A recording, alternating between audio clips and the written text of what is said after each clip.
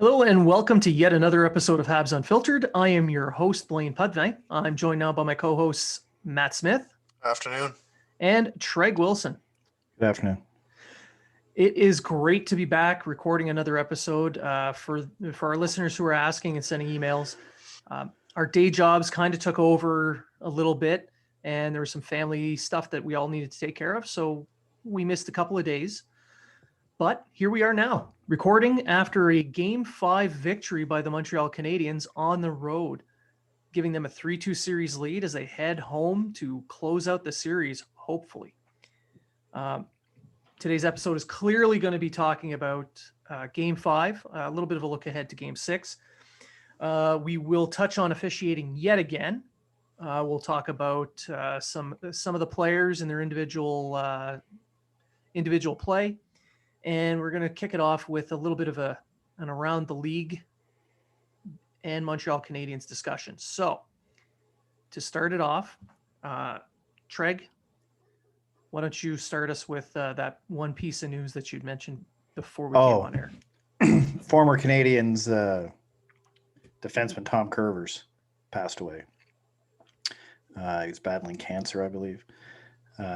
Anyway, he's also assistant GM for Minnesota. Anyway, I just wanted to mention he won the Stanley Cup there in '86 as a rookie with a bunch of other rookies. As a matter of fact, Wash, Shane Corson, and a couple others. So I just want to pass on his passing and regards to his family and stuff like that. Yeah, by all accounts, John was my apologies. Tom was a really great guy. So our condolences go out to his family and his friends, first and foremost. It's sad to see someone pass away in the NHL community, but it's always the biggest impact to their families and friends. So our deepest sympathies and condolences to them. Moving on from that, today, as we record, it is the 23rd of June, and the Montreal Canadiens announced a 3-year contract extension to John Sedgwick. He is their capologist. So this could be the first of many dominoes to fall in management. He had a very difficult job this year managing the cap with the taxi squad and trying to juggle the budget, so to speak, when it came to all the different call-ups that they were trying to make. So I think he earned this contract, and it looks like it's going to be the first of several contract extensions in management for the Montreal Canadiens. Well, I know one person that's going to get one. For sure. Dom Ducharme? Probably, yes. And Marc Bergevin. Bergevin's going to get a contract. My goodness. You'd think he would have been a finalist for GM of the Year before he'd get that. He was. He was?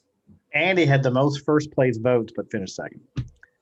How is that possible? How could a man who traded away PK Subban get that nomination? You traded PK Subban. And in comes Matt for the win. Very good point. Yeah.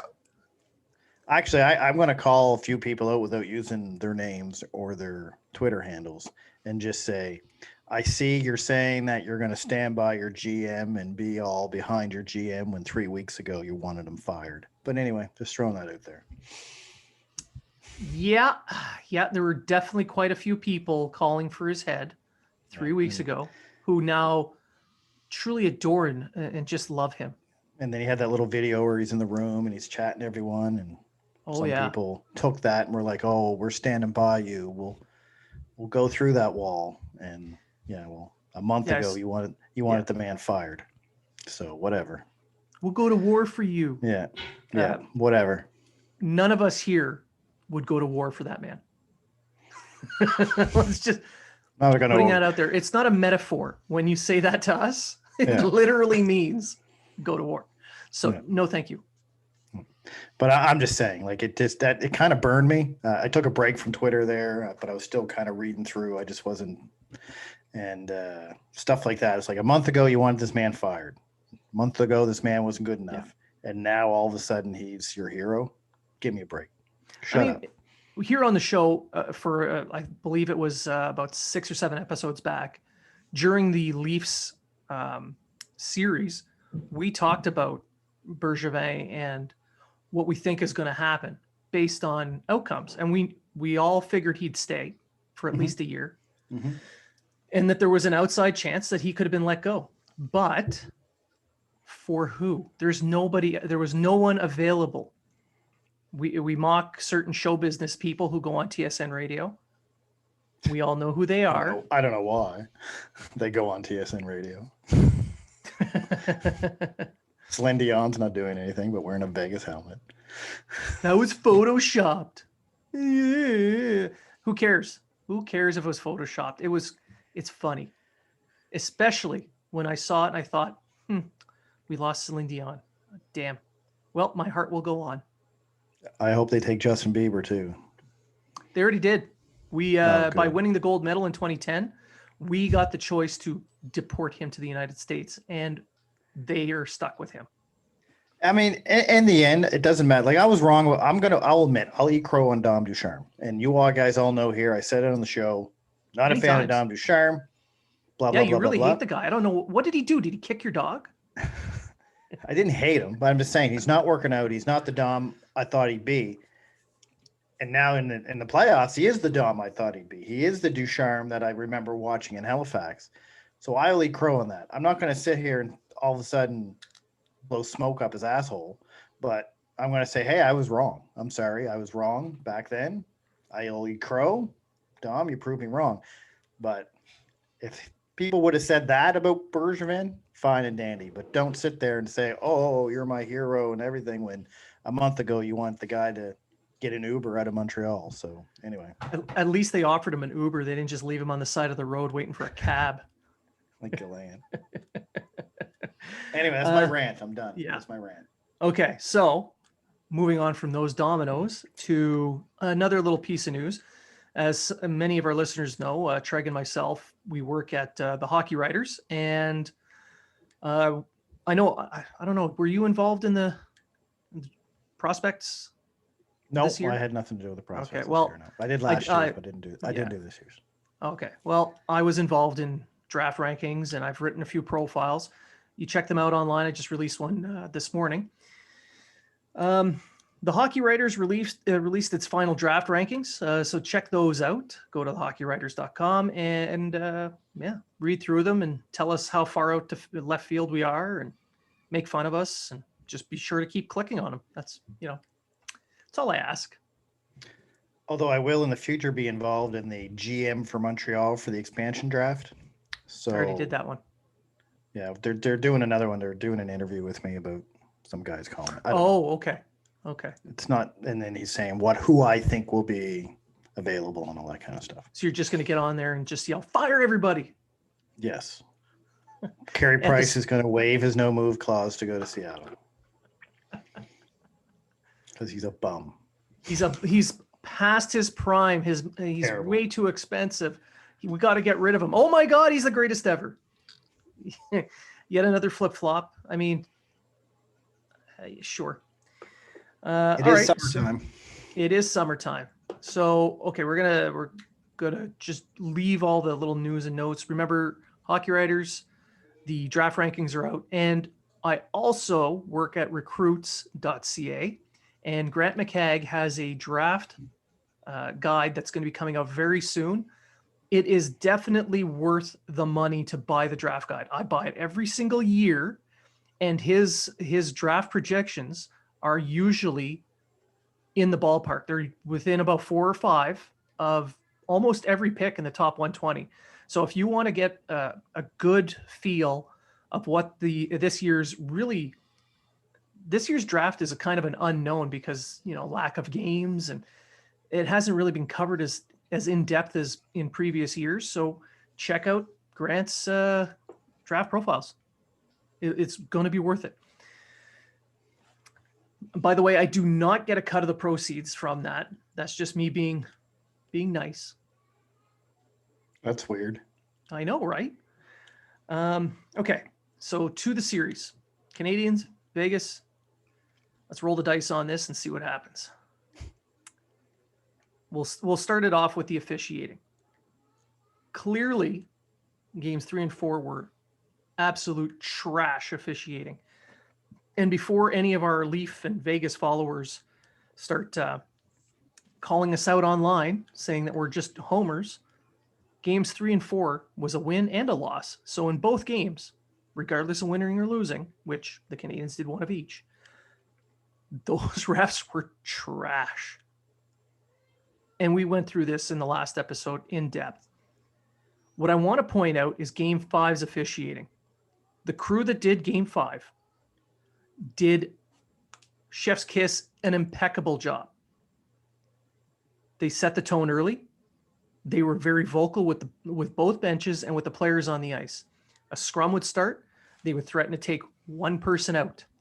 They said, "You guys let's stop right now or I'm taking you." And they would just point at a random player. Didn't matter which team.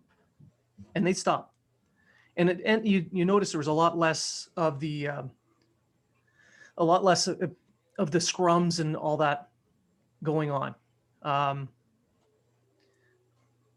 So that was good. And then they made the call against Byron for the cross check. They set that tone. They set a line. They said, you can go this far, but no further. So I think they did a good job. It was definitely a difference between game 4 and 5, or 3 and 4. That's for sure. With Lee and O'Rourke, when you have major sports channels like TSN, Sportsnet, etc., and everyone that's associated with them calling out officiating at all levels, and the fact that Gary Bettman was in attendance and George Peros was in attendance for one of the other games, it got to the point where both sides were calling it out. The Vegas fans were calling it out. The Canadiens were calling it out. And as you said, it was a win and a loss. It's just, you like to see playoff hockey. You like to see physical hockey. And yeah, it makes the game excited. However, there's a point. And there's a point where guys are going to start getting injured and just blatant calls that should be called weren't getting called. And, Perry getting the stick to the face, or some of these, Suzuki getting punched in the face, or even Edmonston. He cross-checked. I think Carrier from behind, face first on the boards. This should have been a penalty. So they were on both sides. Obviously, we noticed the Canadiens ones a hell of a lot more. But let's just say, very happy that the officiating changed, and it's looking like right now for Game 6 that it will be the same. It will be the same officials for Game 6, as reported by Pierre LeBrun. That's what it's looking like. That would be a good thing for this series, I think. Yes. As you mentioned, there were a ton of calls that were let go on both sides. They were basically letting them play, but to a point. The high stick on Kotkaniemi, for instance, when he was bleeding, they went to video review to make sure that it was a high stick and it wasn't a follow through. Yeah. It's in the rule book. They used it. They made the right call. Yeah. That's why I was kind of hoping it was a 2-minute, then it wouldn't have been reviewable. Exactly. I'm like, swallow the blood. But Kotkaniemi's not thinking about that. He's like, I'm bleeding. I took a stick in the face. That's right. He's not, it's just, it is what it is. But, and I know a lot of people complain that what the hell, they're doing a review and they're taking this away. It's obviously fixed, blah, blah, blah. Yeah, they made the right call. They made the right call. Yeah. And this officiating crew didn't affect the game. They didn't change momentum. They didn't slow it down. They just kept it at a pace that was manageable. And yes, they managed the game with their calls, but they let them play. And True. Game 6, if that's the same crew, then I think we'll do really well with having them there. Absolutely. So for those who aren't on YouTube, Treg's granddaughter's in the background playing with all his toys.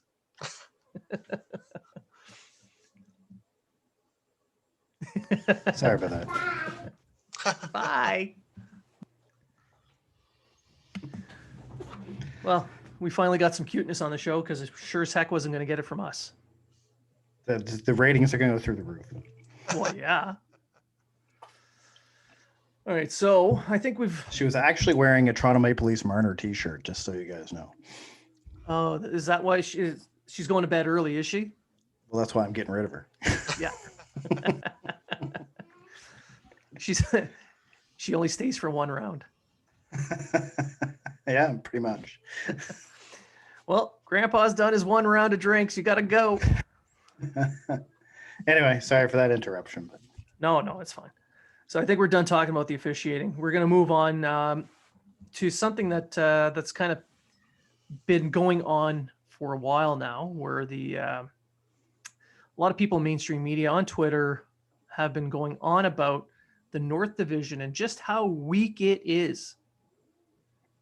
I mean, the North Division champion is now up 3-2 against the juggernaut Vegas Golden Knights. So whether they win the series or not, winning 3 games in a series against the juggernaut Vegas Golden Knights should prove the North Division wasn't a weak sister.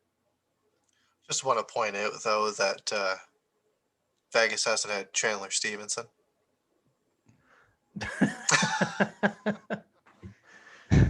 Who, by the way, this year had a career high in points of just over 30. well, he's playing with Stone Pacioretty. I would have a career high in points of 12 if I played with Stone Pacioretty. Sure. Unless And, it's in the playoffs. and Montreal wouldn't have made it by Winnipeg if they would have had Scheifele. Yeah, never mind the fact that Clearly. they have Dubois, who was touted as a number 1 center for several years before that. But, Scheifele. Well, the that was juggernaut Golden clearly- Knights Yeah, did finish second in the league, tied with Colorado with 82 points. unbelievable. On a plus 67 differential. Juggernauts. They're 7-3 going into the playoffs. In a Lost. very difficult division because, every team in their division were just so good. I mean, right now, the narrative coming out of certain people at ESPN is the North Division's weak. And Montreal just took advantage of their weak sisters in Calgary and Vancouver because, they're horrible hockey teams. And Ottawa's a terrible hockey team who had no hope in hell of putting up a decent fight in any game, because that's exactly what we saw watching them. Then you have Vegas, who won their division, the Pacific, and they had the strongest division of the entire league. I mean, it's them in Colorado, right? Then you look at who didn't make the playoffs. 3 of the 4 are in the bottom of the league. Vegas beat the shit out of the 3 of the 7 worst teams in the NHL with a 21-3 record against those 3 teams: Anaheim, the Los Angeles Kings, the San Jose Sharks. 21-3 against those 3 teams. And you're telling me that because of that, they're the better team? Clear better team? Juggernauts? You beat up on weak sisters. But it's the Canadiens who are the crap hockey team who are just lucky to be here. They also played Arizona, who wasn't all that great of a team either. No, but they're not in the bottom 7. They were. No, they're bottom not. 10. But I'm just saying they only had 4 more points or 5 more points than LA. So it's not like they were. Arizona was slightly above Ottawa. Yeah.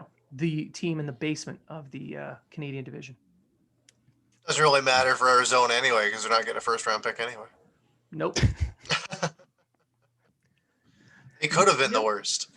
Could have been. Wouldn't have mattered.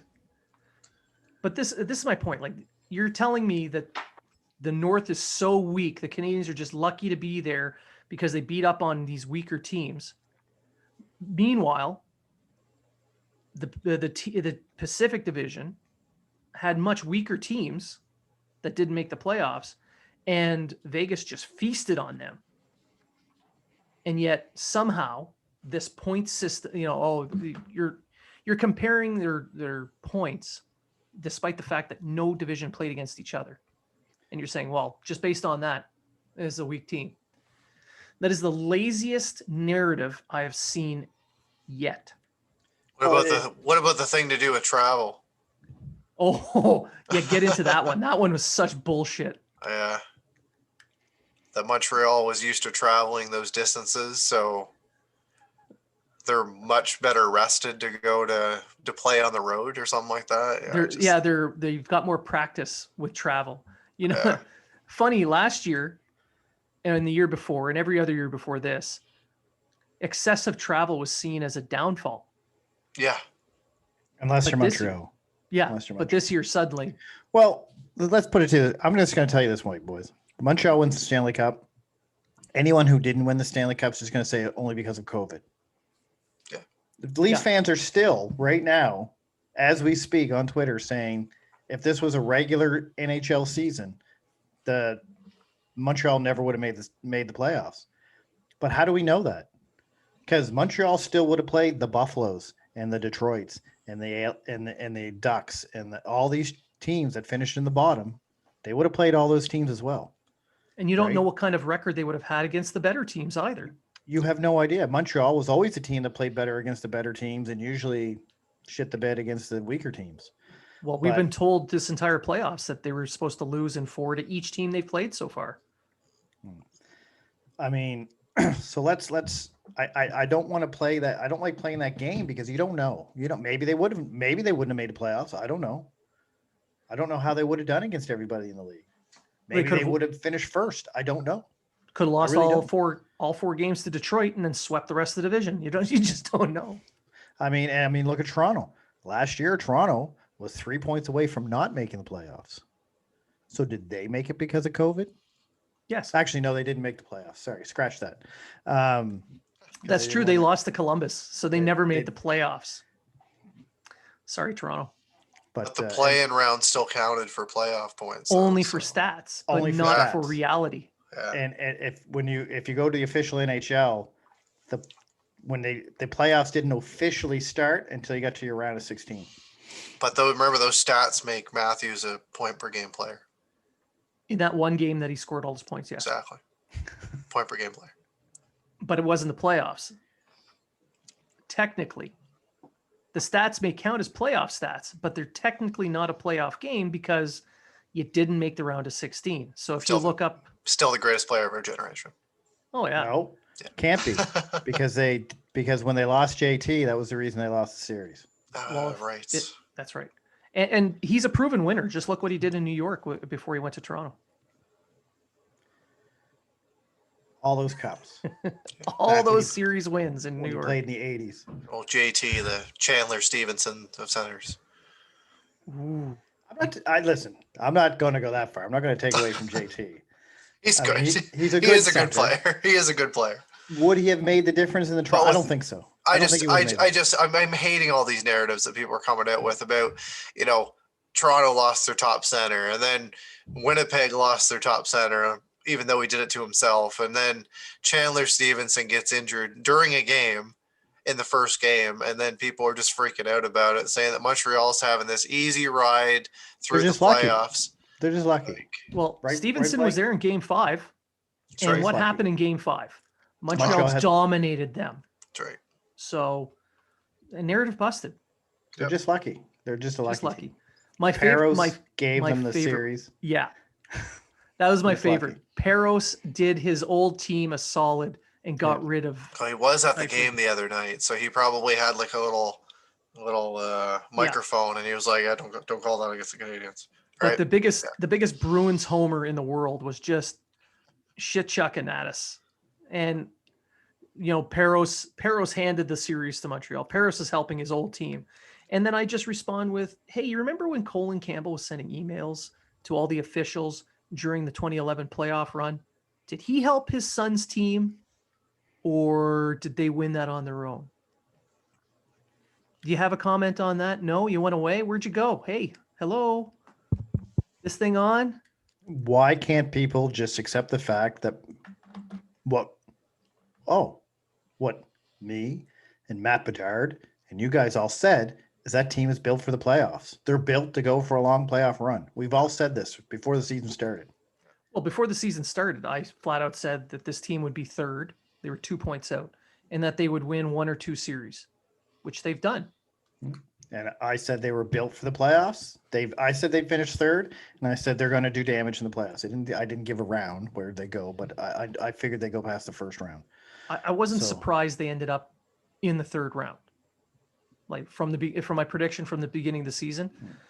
I am surprised how they're doing it, though. I didn't expect them to play the way they are.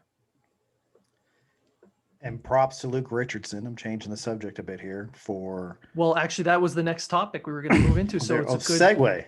good segue to coaching. Luke Richardson is doing an amazing job with that team. Like he's pretty much, they haven't missed a step from when Dom Ducharme, mind you, Dom Ducharme's in constant contact with him. Yeah. But that first game, I was a little bit like, what the hell's going on here? You know, Yeah. they haven't shot the puck in 2 periods now. But The game where they had 8 shots on net going after 2 into the third, yeah, that they ended up winning. yeah. Which Well, they it's kind of shouldn't have funny won. because they shouldn't have won that game, and they should have won game 4, and That's then right. they lost game 4. But That's right. Things evened out. Yeah, but you know what? Props to the assistant coaches, and it just shows how important that those individuals are. It's not just the head coach that we see in front of the cameras. There's a lot of work goes on with these assistants. They know the systems as well. They're in there with the players, and good on him for not throwing the lines in a blender and keeping these chemistry together. And I think he's done a really good job since he's kind of taken the reins. It's no easy feat either. When you think about it, he's the temporary interim head coach, and he's got Burrows on the bench, who's in his second full year as a professional coach. Yeah. Just retired, became a coach. Now he's like, this is his second year coaching. And the other coach on the bench is Sean Burke, who has no experience on the bench. So this isn't an easy thing to do either. no, but they're Luke Richardson could be coaching himself into a head coaching job somewhere. I mean, he has experience. He coached for years in the AHL. Yep. So it's not like it's his first rodeo either. At this level, it is, But that just shows the commitment level that this team has, coaching staff, players, the whole thing. They're all working together on one thing. I mean, Dom Ducharme is clearly talking to these guys before, probably during intermissions, and they're making adjustments. But the in-game adjustments, Luke Richardson's still picking up on them, and he's still keeping them in. He's still making those little changes, the matchups, he's keeping up to speed. And again, not an easy thing. And yes, he's probably turning some heads for a head coaching job somewhere. and the matchups were great last night against Vegas. Like, even though he had this second change, he matched up very well against Vegas. I love the fact that they're doing the 2 centers for defensive neutral zone or defensive, because Montreal for some reason always gets kicked out of the face-off dot. It's pretty bad. I stopped counting it 17 times. It's just terrible. But I'm not saying that's on the linesman, but I'm just saying. But they know that that's their area of weakness. And even though there's been a few games where they've won more faceoffs than the Knights, look at the goals that have been scored in this series. The majority of them have been right off the faceoff. Even when the Canadiens have a positive face-off winning percentage, they can go 70%. Yeah, and just they're takes still 1 or good. 2. Yeah, Yeah. And Vegas is just finding that 1 or 2 face-offs in a game and just burying them. Now Montreal's better at that than they were in the first 2 games. They've improved as the series went on for that. Yeah. Except and even last night's goal that Pacioretty got, it was a hell of a shot, but he whiffed on his initial, and it kind of put everyone off stride. And then all of a sudden, it's Byron lost his man too. Byron tried to cover someone that was already covered, and then realized too late that he wasn't on the right man. And so it's just and errors. Thankfully, it was in the garbage time after they were down 3-0. He scored. Yeah. And by the way, Pacioretty's goal makes it the first goal by a top 6 forward for the Vegas Golden Knights in this series. Yeah, and we're going into 5 games. That's pretty insane. Pure luck, though. It's pure luck the Canadiens are there. That's right. They're just not producing. It has nothing to do with the defensive work the Canadiens are doing. Nothing at all. The other teams are just not performing. And you know what? Props to, I brought up the defense multiple times on multiple shows. Props to them. The top four right now, the Canadiens, they are built for the playoffs. And like, we've got two of those guys that we know are playing injured. One that looks like he's possessed. And The other one that is possessed. seriously, it's gonna be, when we start talking about the expansion draft in the next couple weeks, and we start getting into that and our predictions for that, and then when it actually happens, about a month or so, about just under a month from now, keeping that core four together is going to be really important. And you got to think that Seattle is looking to pluck one of those up. And by pluck, you mean Sherratt, because he's in the last year of his contract next year, making him a tradable asset. So if they go on a good run, keep him. If they don't, they can trade him for good assets. That's right. So that's one I would see them targeting. I know Jake Allen's a big thing that they're looking, people are worried about, but for me, it's Sherratt. Yeah. Who's leading the team in time on ice this playoff? Yes. Anyway, I was going to say something about it. We'll get into that on another show. Yeah, we'll make a whole episode on just the expansion draft after the Canadiens playoff run is done. But we're going to move on to another player. I'd like to bring up Nick, first line center Suzuki. What a hell of a game that kid played. Best game of the playoffs. I gained a new level of respect for him of the game that he had, especially when he stripped Mark Stone. Mark Stone is probably one of the best defensive forwards in the league, who always leads the league or very close in takeaways. And for him to strip him at center ice on the power play, get a nice pass up to Perry, who then set up Caufield, just incredible. Incredible. Yep. Well, Suzuki played first line minutes all year, and everyone was going on, oh, we don't have a first line center. We have a bunch. I think Suzuki's your bona fide first line center, and the chemistry that he has with Caufield is just unreal. Yeah. Unreal. Throw Toffoli in there, and you just have the makings of a great line. Yeah.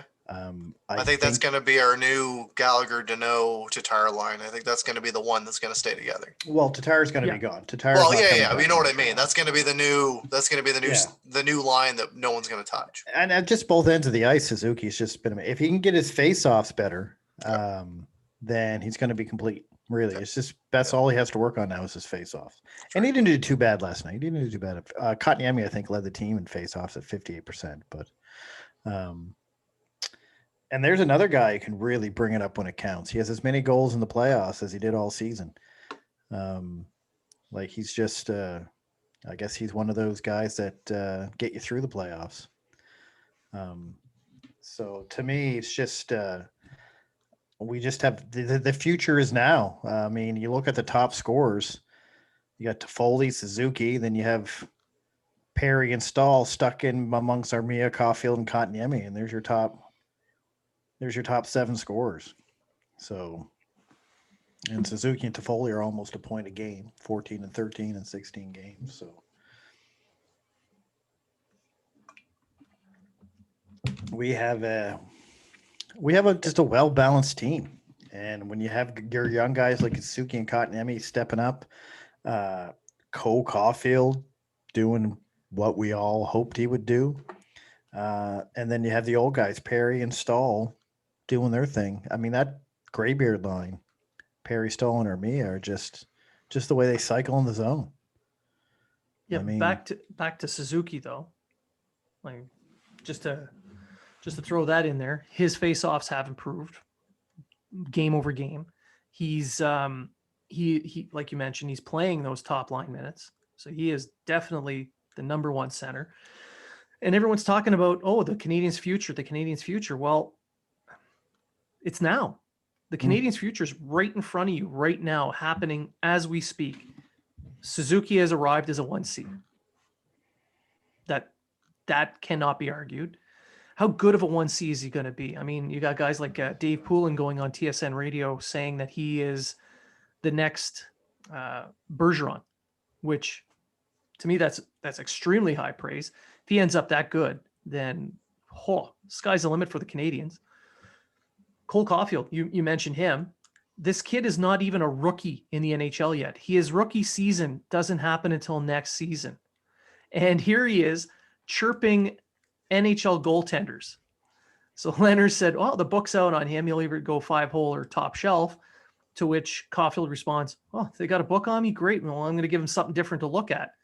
And you watch his goal, the power play goal, the third one for the Canadiens in Game 5. Where did that go? Not top shelf, not 5-hole, about 20 inches off the ice, inside the post. So he didn't just say, oh, I'll give him something different to look at. He literally went out and did something different. So this kid is already a first-line winger. So they're right there. The future is happening in front of you.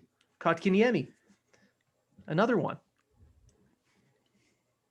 When it comes to Caufield, the confidence, and that's what you get when you go deep in a playoff run.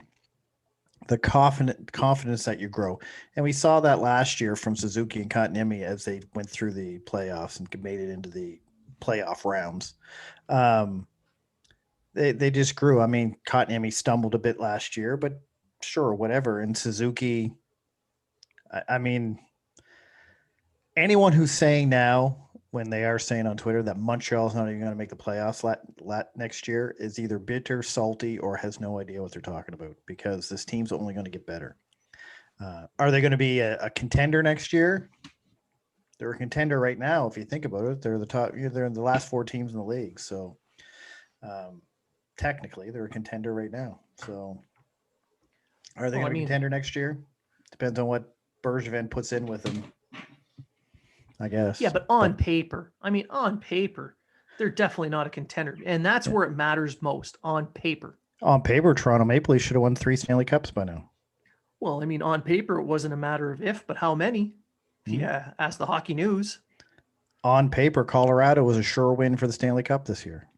I'm not going to lie. I picked Colorado to win the cup this year. So, but on paper, you weren't wrong. On paper. But that's the thing. The game's not played on paper. It's played on the ice. No. So on the ice, the Canadiens are proving that a well-organized and disciplined hockey team playing a stifling system with opportunistic scoring and amazing goaltending is what you need to get ahead.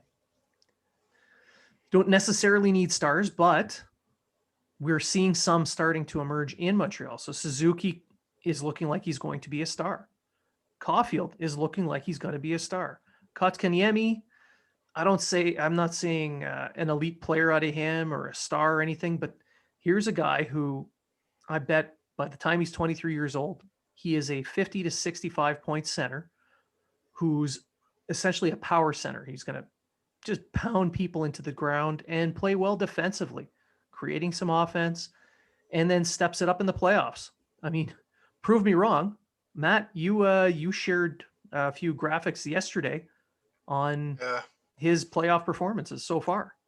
Yeah, I'll just bring up one of them just on Kotkaniemi.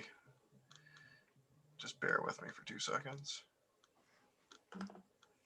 Kotkaniemi. Let me see.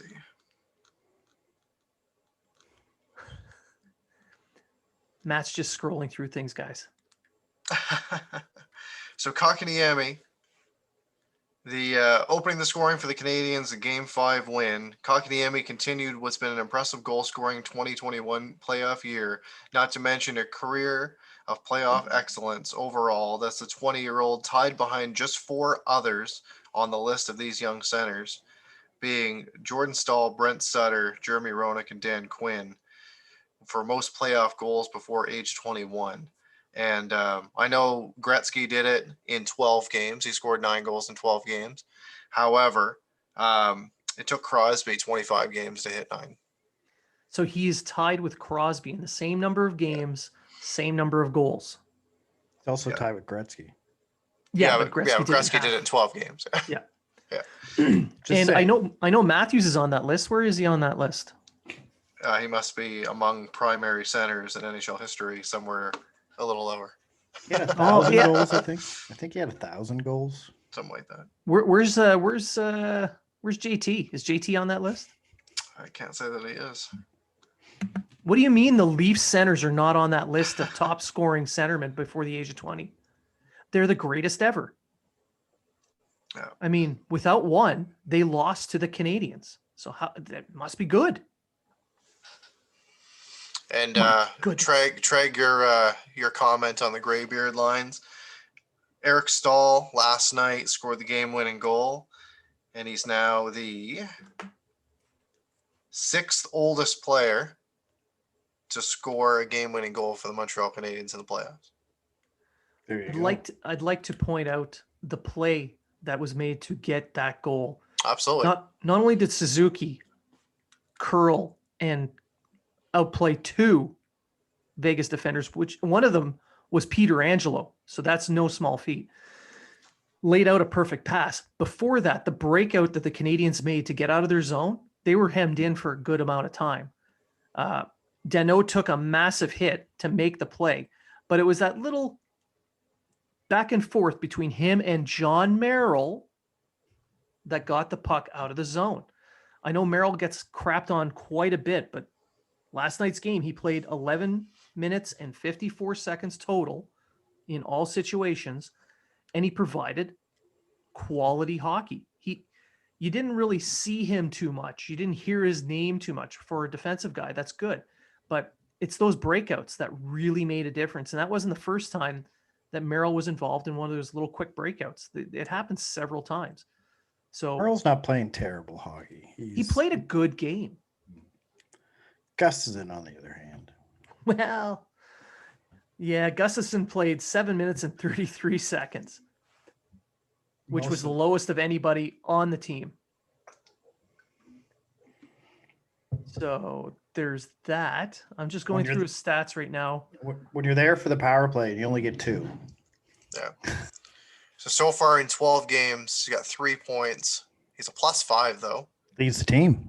And he's got a 25% shooting percentage. He's only taken 4 shots.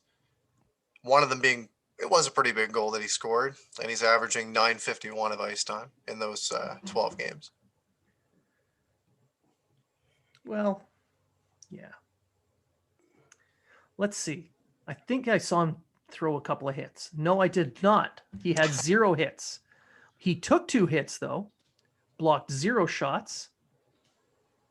Just checking the face-offs, see if he took a face-off, because you never know. They throw out so many Montreal Canadiens. Nope, no face-offs. No points. 733. There you go. A pretty meh kind of game. Yeah, sure. There he was. I still think Romanov could easily fill that role. I'd say so. But the team is winning with the lineup it has. Yeah, they're not going to break that up. And the game they lost in game 4, I mean, you're not going to change that. They played a great game. They just came out on the wrong end. They should have won. They should have won that game and lost the one before it. So it it evens out. Yeah. If it wasn't for the seeing eye puck, like I still don't know how. Well, I watched replay after replay. I still don't know how that puck went in. How it went underneath. I know how. I just don't understand the physics of how it literally had to be the right angle, the right spot, the right everything just to get in. No luck involved at all. Pure skill. Absolutely not. He meant to do that. Yeah. I mean, this is Braden McNabb. The man is a scoring machine in the playoffs. That being his first one in 3 years. He'll be a Toronto Maple Leaf next year. Yeah. Well, there you go. But so there's a lot of talk about how the like we mentioned it before earlier in the show, how they're talking about all these top 6 players in every series have just not been showing up. They've just been playing they're underperforming. That's why the Canadiens are lucky and moving on. I think they're missing out on a major aspect as to why these top 6 players are underperforming, and that is Philip Danault's line. Him, Gallagher, right now it's Lehkonen. I mean, Evans was there for a little bit, even Tatar when he was playing. But that line is shutting down the top offensive lines of each team. Yep.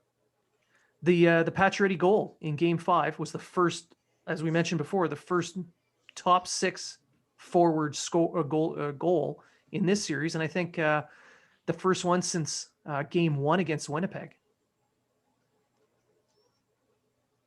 So, I mean, yes, this line is not producing as many points as you want to see, but they're not allowing any of the goals to come from their top lines. They're sucking that life out of the other team's game, which provides an opportunity for the Canadiens' bottom 6. Yeah, and then you have the scoring from the Toffoli, Caufield, Suzuki line, and then Bob's your uncle. And then you're getting secondary scoring from either Armia or Perry or whoever. Or and Anderson. It's giving them, or Anderson, and it's giving them enough to get by. Like I say, if Montreal keeps playing the way they have been in this series, there's no reason why they should. It's their series to lose. It's their series to lose right now. They're definitely in the driver's seat now, up 3-2 going home for Game 6. And there's talk of possibly allowing even more fans into the arena. So right now it's 3,500, and there's talk of allowing possibly more. So personally, I hope they allow up to 10,000. I mean, as long as you show that you're double vaxxed, and off you go. Follow the rules. We're all double vaxxed. Yeah, we are. I'm right now trying to get tickets to that game. I spoke to my my commanding officer. If I can get a ticket, I'm taking leave and I'm going to Montreal. So if anybody's listening from the Canadiens organization and wants to give us tickets, we're even donating to charity. Yeah. Yeah, I'll go to. I'm already on vacation, so I can go. You give me a ticket, I will give the face value of that ticket to your charity as well. Yeah. And just or think any season ticket holders who don't think they're going to make it. Here we are. Live broadcast from the show, yeah. You can live watch with us while we're live watching. I mean, you can think of it as a way of supporting the troops. Oh. Yes, I went there. I Card has totally been went played. there. Card has been played. I'm throwing that card down. I have never seen a live Montreal Canadiens game in my life, so 29 years of not seeing the Canadiens is. But I haven't been back home to see my family in a few years, so it would be nice to spend Saint-Jean-Baptiste with my mom. Another card played.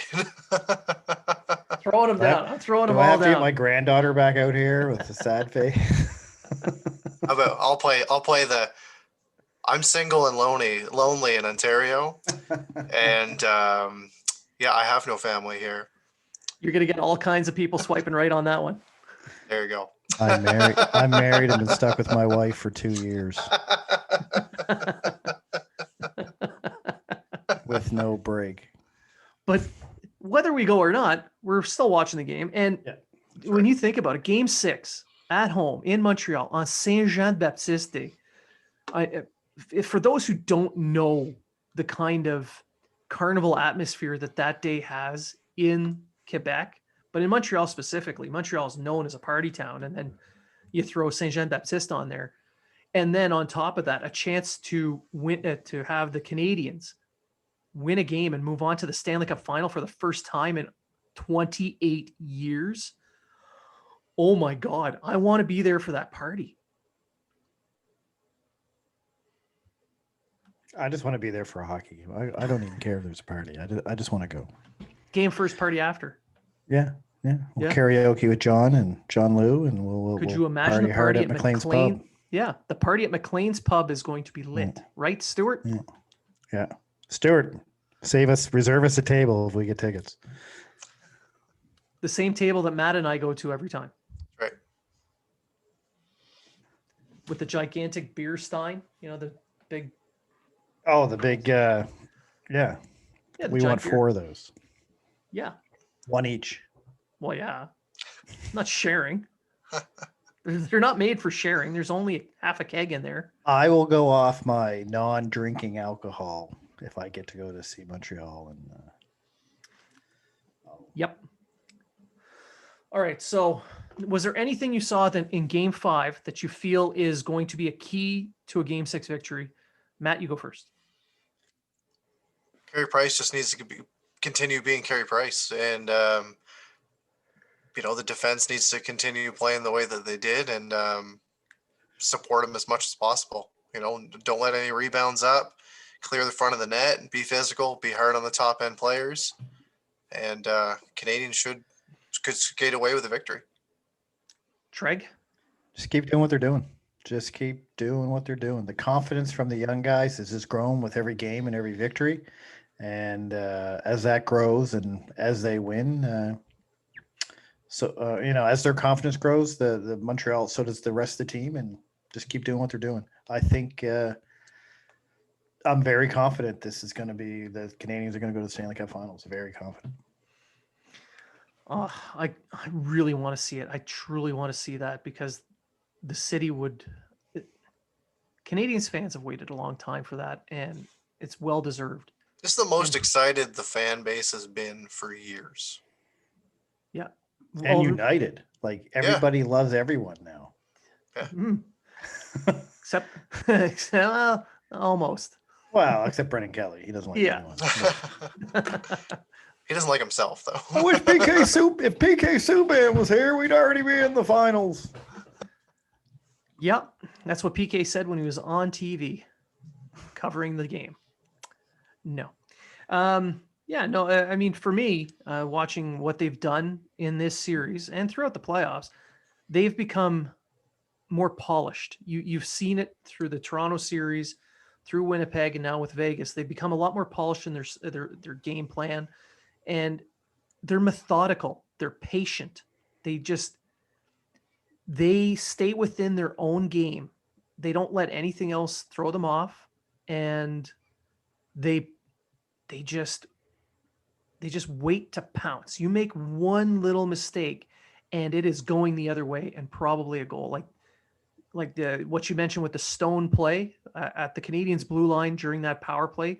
Stone would have normally just dumped that in, but down a couple of goals, he's trying to make something happen, even shorthanded, and Suzuki just blink of an eye, puck's going the other way, it's a goal.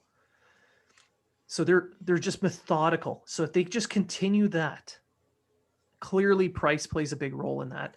And the confidence that he has provided the rest of the team through these playoffs has now started to spread. And you can just tell they're playing with an air of confidence. They're playing with an air of a surety.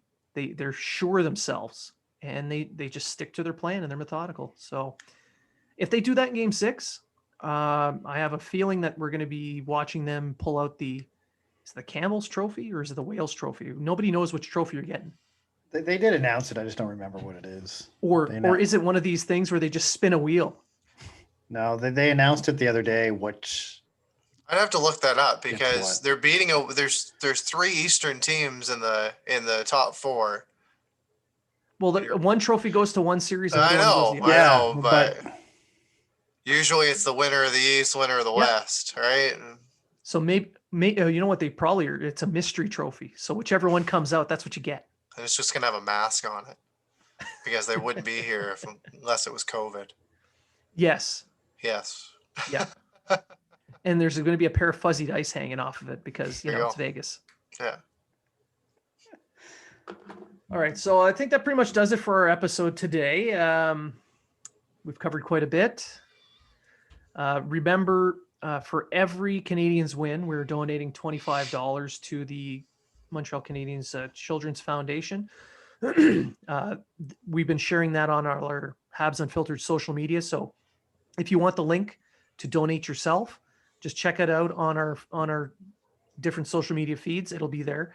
If you can't donate, because the pandemic has been hard, just share it. Just share the link, share our tweets, share our Facebook posts, and maybe someone in your family wants to provide $20 or $5, or just share that as well. So just to raise awareness. And if you can donate, great. If you can't, we understand. Things are hard. We are able to donate because our jobs are we've been working through the pandemic, being government, in the military. We're still getting paid. We're still working. So we understand.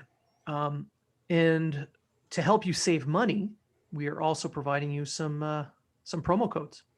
So if you want to buy some Built Bar products, use promo code Unfiltered20 to save 10% off any purchase at Built Bar. You want to buy something from East Coast Lifestyle. They're wonderful apparel. Use promo code Unfiltered20 and you can save 20% off your purchase from East Coast Lifestyle. And if you do have a little bit extra money and you want to buy tickets to the Montreal Canadiens or a concert, donate them to us. Yes, we're willing to take them off your hands. But if there's a concert that you want to go to seatgiant.ca. Use promo code Unfiltered20 and you'll save 35% off your purchasing fees, which, depending on how much that ticket costs, it could be a significant amount of money. So keep Unfiltered20 promo code in mind when using those 3 products. And thank you for listening. We truly appreciate everyone who's started to log in and add us. So thank you for that. I want to thank Ava Stoddard for being our special guest today of the show, making everything look better. It's nice to see, something like that amongst these ugly fellers. So I agree 100%. When Unfiltered 20. Oh my God. When Habs Unfiltered. Oh my Lord. I did a Tregism. When Habs Unfiltered reaches 3,500 followers, or 70 away right now on Twitter. When we hit 3,500 followers, I'm going to do another giveaway. So far, I've given away 5 Funko Pops, and it's been a very good. It's been received very well. The next contest will be something else exciting. It won't be a Funko Pop. It will be something else. I've got a couple feelers out there with what the giveaway is going to be. It's going to be something that you're not going to want to miss. And I know that we have a lot of, obviously, Canadiens listeners. The contest will be open to fans of all teams. If I reach 3,000, I will wear a mask on the show from now on. If it reaches if Habs Unfiltered reaches 5,000, Matt Smith will be giving away a free OnlyFans subscription and body massage. Yeah, if you're okay with that, to his choosing. It's got to be consensual. Yes, because it's only fair. But only fans. Yeah. Anyway, I want to thank everybody for listening. All our new listeners, I hope you don't just tune us out for the next one. We are a bit goofy, but we do have fun with this. And we do this because we love it. And we know that being a little goofy can sometimes be fun. So thank you for listening. And remember, if you are talking about it, so are we.